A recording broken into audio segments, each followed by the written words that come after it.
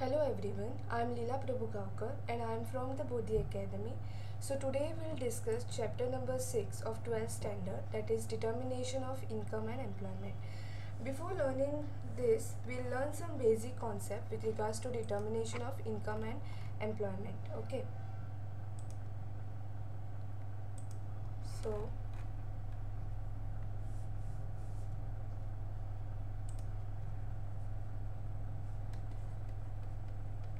determination of income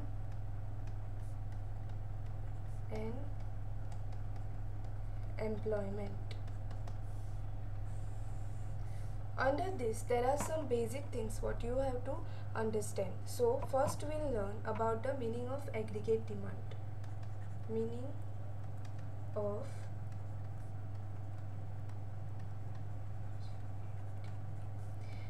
of aggregate demand. So aggregate demand is nothing but it is a sum total of expenditure, okay, on the domestically produced goods and services during the accounting year. Okay, so we can say that it is a sum total of expenditure on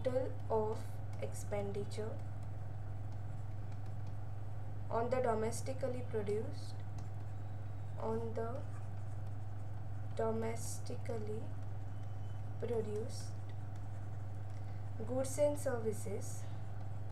goods and services during the accounting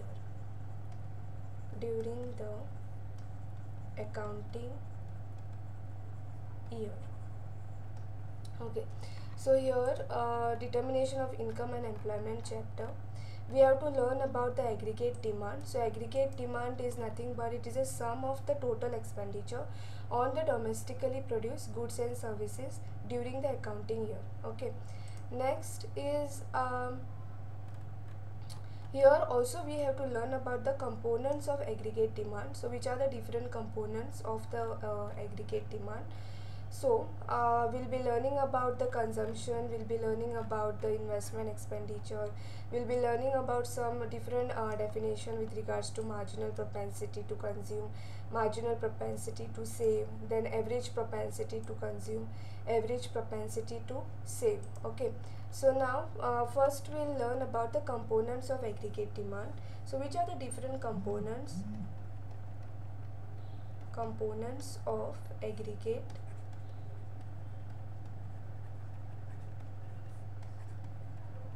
demand. So there are different components of aggregate demand. First one is private consumption expenditure. Private consumption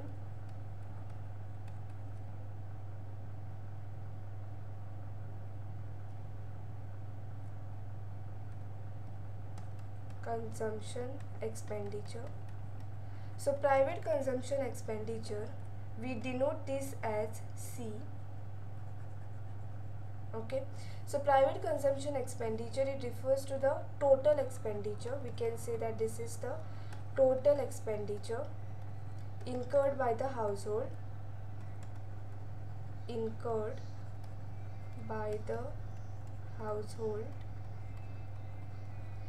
on the purchase of goods and services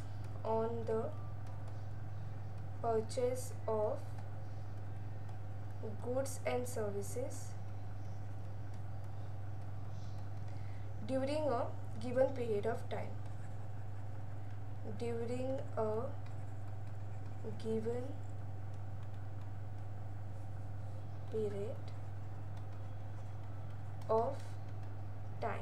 Okay, so now private consumption expenditure is the total expenditure which is incurred in the household whenever they purchase any goods and services during that particular financial year. So it depends on the level of personal disposable income. So in the lesson national income, we have learned about the personal disposable income. Like after paying all the taxes, whatever the income is left, that is your personal disposable income. So it depends on the level of personal disposable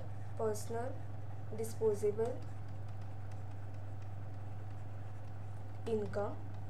So higher the level of personal disposable income, higher the private consumption. So personal disposable income is higher. So your personal disposable income is higher. So higher the level of personal disposable income, higher will be the consumption. Okay, higher will be the private consumption expenditure. So as personal disposable income is higher, higher will be the private consumption expenditure. Higher will be the private consumption expenditure. Okay, then next component what we have to learn with regards to aggregate demand is, the second one is private investment expenditure. Private investment expenditure. So private investment expenditure is denoted by I. Okay, and it refers to the expenditure. It refers to the total expenditure. It refers to the expenditure by private investors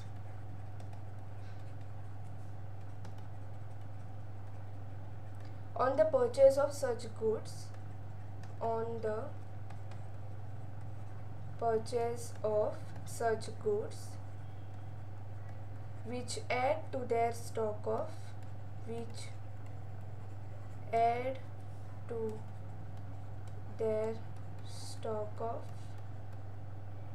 capital. So investment implies increase in the stock of capital, which is also called capital formation. Okay, so rate of interest is the principal determination of private investment. So higher rate of interest generally implies lower investment expenditure. So private investment expenditure, we denote this as I, and it refers to the expenditure by private investors on the purchase of goods which add to the stock of capital, which leads to the capital formation. Leads to the capital formation.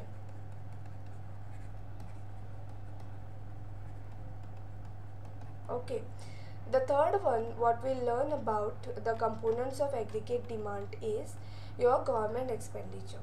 So third one is government expenditure.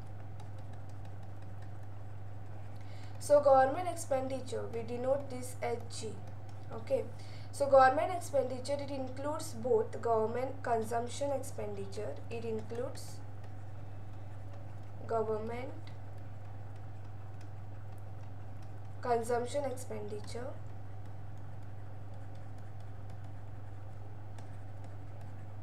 and government investment expenditure, and government investment expenditure. So government consumption expenditure is expenditure on the purchase of consumption goods. Okay, expenditure on consumption goods, we can say, meant for collective consumption, and government investment expenditure is on the construction of all the construction or the development activities like roads, dams, all the infrastructure activity that we can classify under this government investment expenditure. Road, dams, construction of buildings, bridges, okay, etc. So government expenditure, we denote it as G, and it includes government consumption expenditure and government investment expenditure. So consumption expenditure is expenditure on the consumption goods, and the investment expenditure is expenditure on road, dams, building, bridges, etc. Then these are the components. Then the next component is, fourth one is net export. That is import and export. So we can say that net exports.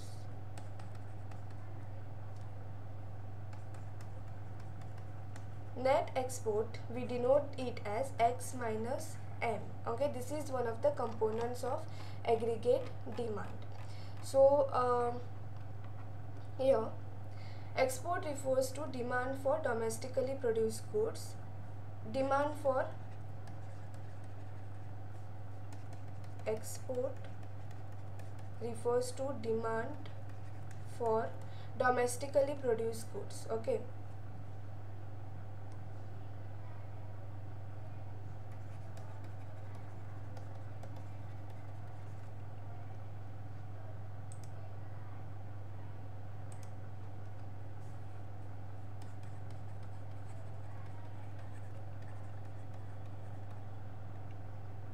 So export refers to demand for domestically produced goods. Okay, import and import refers to demand by our residents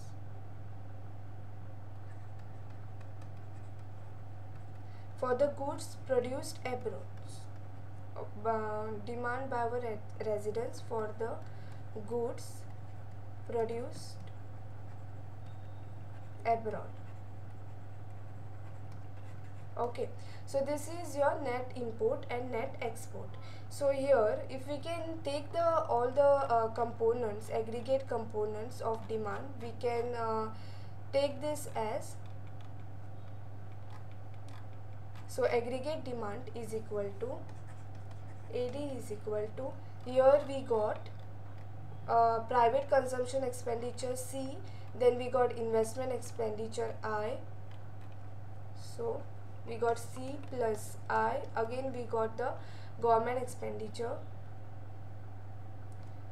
plus G, okay, plus export minus import, okay, that is X minus M. So this is the aggregate demand, okay, which we'll see in this chapter. So here it is given that aggregate demand, so the first one we are going to learn with regards to the consumption. So consumption, private consumption expenditure, here it refers to the most important determinant of consumption demand is household income, okay. So consumption, the total expenditure incurred by the household on the purchase of goods and services, okay. So demand is household income. So a consumption function, it describes the relation between consumption and income. So the simplest consumption function assume that consumption changes at a constant rate as income changes. So of course, even if income is zero, some consumption still take place, and since this level of consumption is independent of income, it is called autonomous consumption, and we can describe this as this: C is equal to C bar plus C into Y. So here the above equation is called the consumption function. So this is your consumption function.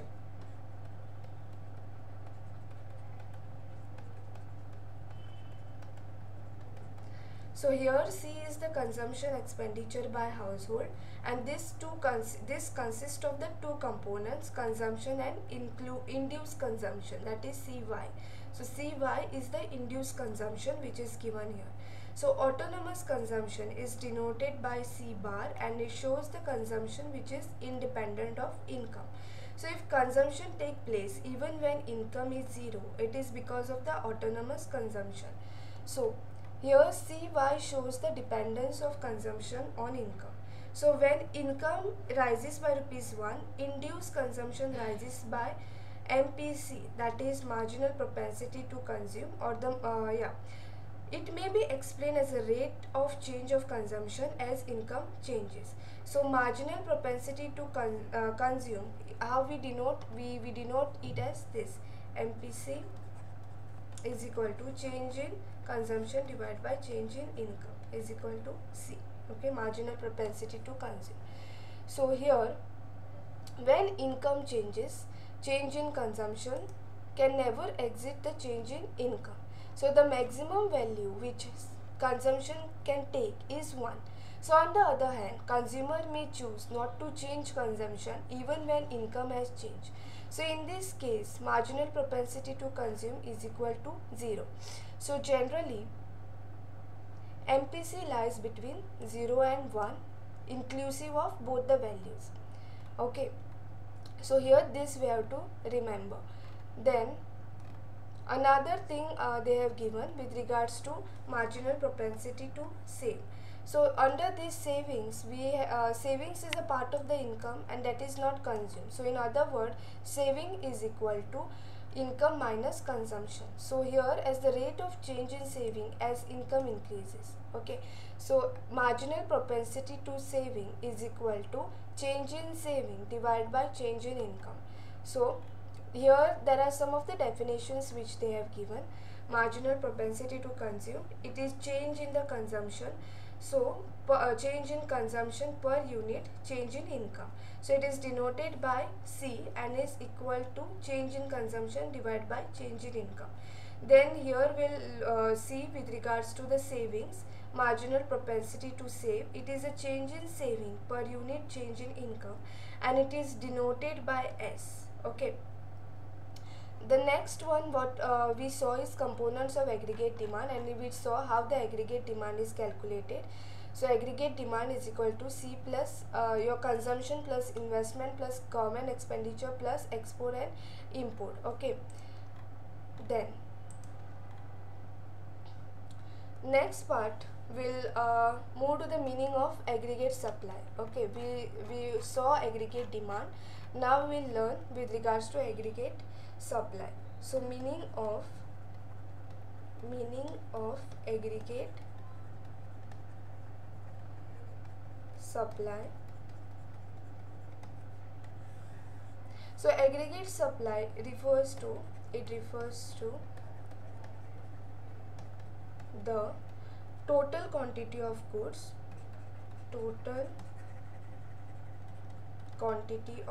and services which can be produced with available factors, which can be produced with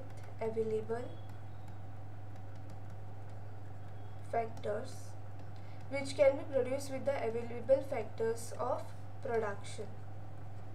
So which are the different factors of production? Different factors of production are land, labor, capital, enterprise. Okay, land, labor, capital,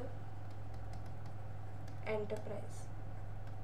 These are the different factors of production what we got, and includes all the goods and services produced in the all the three sectors, that is primary, secondary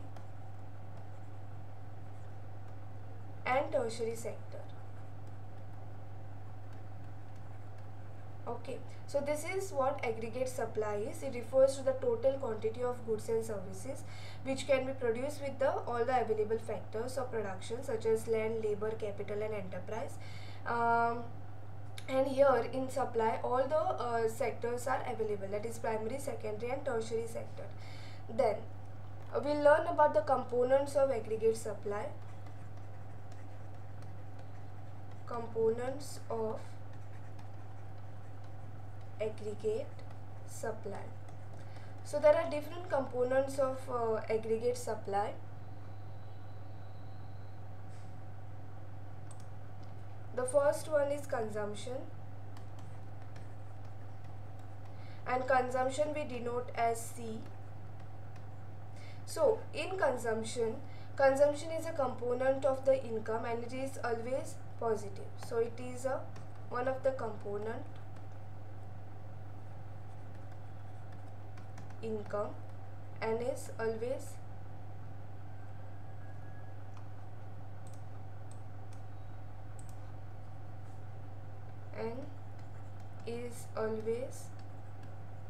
positive. Okay, so it never becomes 0 even when income is equal to 0.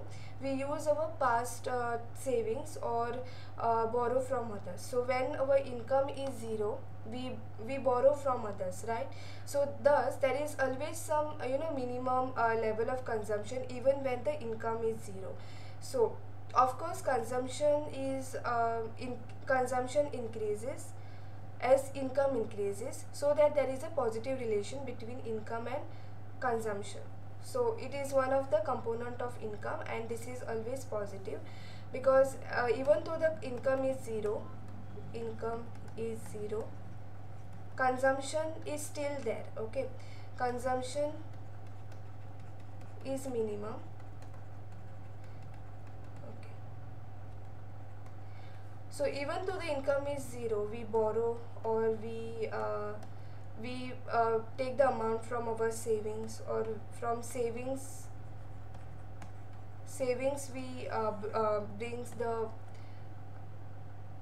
or we use the or we use our savings. Okay, and then we try to purchase the goods and services. But here when the income is zero, the consumption is minimum. Okay, so this is consumption. Then second one is savings. Savings we denote as S. So savings as a component of income may be negative. Savings as a component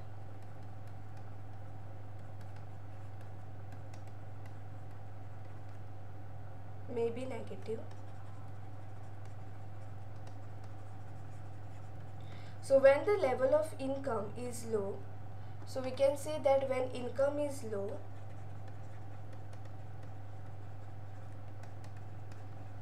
we use our past savings,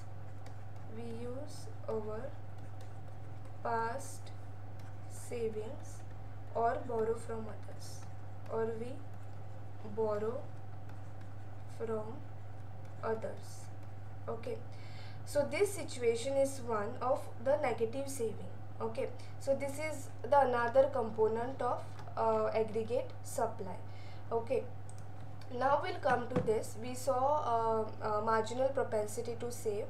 So then we'll see this average propensity to consume, APC. So it is the consumption per unit of income. So it is denoted by C divided by Y, consumption divided by income. Then average propensity to save is a saving per unit of income, that is as savings divided by income. Okay, next is investment. Investment we denote it as I. Okay, so investment is defined as an addition to the stock of physical capital. So it is an addition to the physical capital, such as machines, building, roads, etc. So anything that adds to the future productive capacity of the economy and changes in the inventory or the stock of finished goods of a producer. So investment goods such as machines are also a part of the final goods. Okay, and they are not a intermediate goods like raw materials. Then machine produced in an economy in a given year are not used up to produce other goods, but yield their services over a number of years. So investment decisions by producers, such as whether to buy a new machine, depend to a large extent on the market rate of interest. However, for simplicity, we assume here that firms plan to invest the same amount of every year. So we can write the X and investment demand as I is equal to I consumption. So this is where I bar is a positive constant. So this represents the autonomous, okay, autonomous investment in the economy in a given year, or given autonomous investment. Then next, determination of income in two-sector model.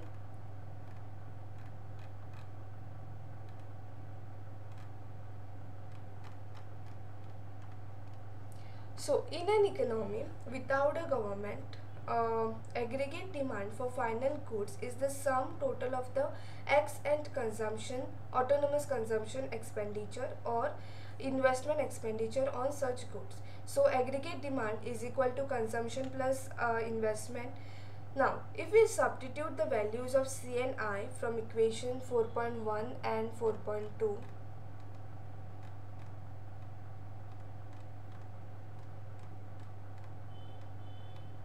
4.1 and 4.2, aggregate demand for final goods can be written as AD is equal to consumption plus investment. So autonomous consumption and autonomous investment. So if the final good market is in equilibrium, this can be written as Y is equal to consumption plus investment plus this. So where Y is the X end or planned output of final good, and this equation can be further simplified by adding up the two autonomous terms, that is C bar and I bar, making it as Y is equal to A bar plus C and Y. So where A bar is equal to C bar plus I bar is the autonomous expenditure in the economy. So this is the autonomous expenditure in the economy, and in reality these two components of autonomous expenditure, it behaves in a very different way. So representing subsistence consumption level of an economy remains more or less stable over a time. Okay. However, I bar has been observed to undergo periodic fluctuations. Okay. So this is with regards to the determination of income in two-sector model. So here a word of caution is in order. The term Y on the left hand side of equation represents the X end output or the planned supply of final goods. Then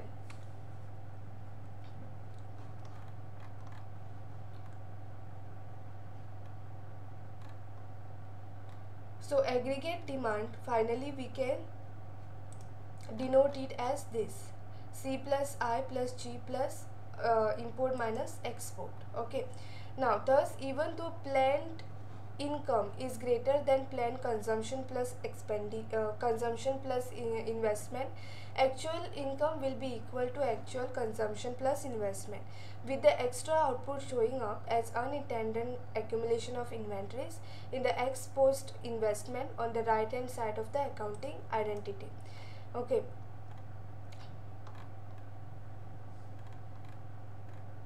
Here they have explained this determination of equilibrium income in the short run with the help of the diagram. Okay.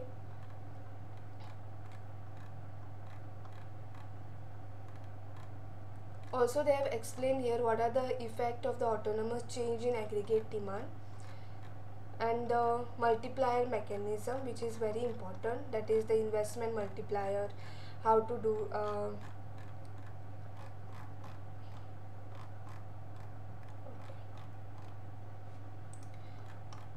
okay. So today we saw the components and the meaning of aggregate demand and the meaning and component of aggregate supply. Then we saw which are the different definitions of this: marginal propensity to save, marginal propensity to consume. Okay, then average propensity to consume, average propensity to save. So this is important. Then consumption and investment and determination of income in two-sector model is important over here.